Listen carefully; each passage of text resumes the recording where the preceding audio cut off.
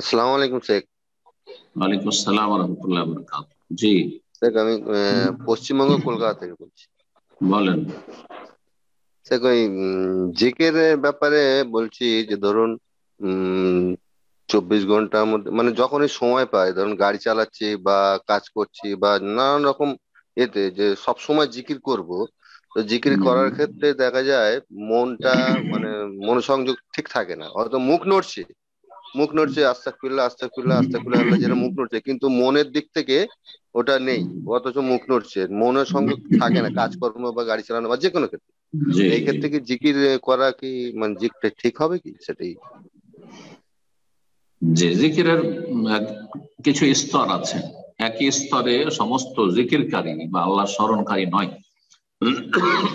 সবচাইতে উত্তম জিকির হচ্ছে যে যে জিকির হবে, আল্লাহর স্মরণ হবে অন্তর থেকে, সত্যিকার অর্থে অন্তর লাগিয়ে, আর জবান দিয়ে উচ্চারিত হচ্ছে। আর সেই সব বাক্যগুলির প্রতিফলন ঘটছে আপনার অঙ্গ প্রত্যঙ্গে, মানে হাড়ে হাড়ে আপনি ফিল করছেন, অনুভব করছেন যে আল্লাহকে স্মরণ করছি। এটা সবচেয়ে উত্তম জিকির।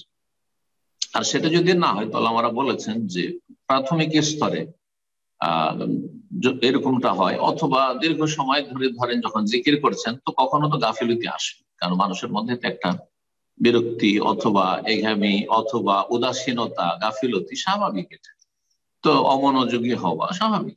কোরআন তেলাওয়াত সবচেয়ে উত্তম জিকির, লা ইলাহা ইল্লাল্লাহ উত্তম জিকির। কোরআন তেলাওয়াত করলে সবসময় যে একই রকম মনের অবস্থা থাকবে তা আমাদেরও থাকে না, আপনাদের থাকবে না, কারো থাকবে না। জি, আপ ডাউন হতেই থাকবে। সুতরাং যথাসাধ্য চেষ্টা করে ফাত্তাকুল্লাহ মাস্তাতাতুম, যথাসাধ্য আল্লাহকে ভয় করবেন। আল্লাহ কোরআনে কারিমে বলেছেন। সুতরাং জিকির আজকাল ক্ষেত্রে যথাসাধ্য মনোযোগ হয়ে জিকির আজকাল করতে পারবেন।